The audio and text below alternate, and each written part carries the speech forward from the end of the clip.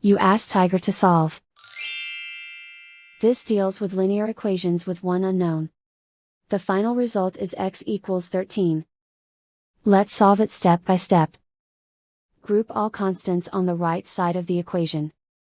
Subtract 22 from both sides. Group like terms. Simplify the arithmetic.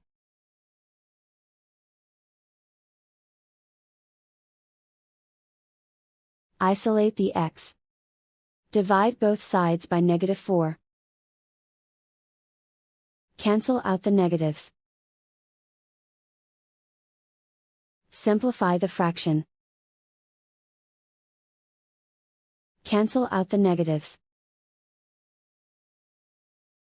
Find the greatest common factor of the numerator and denominator.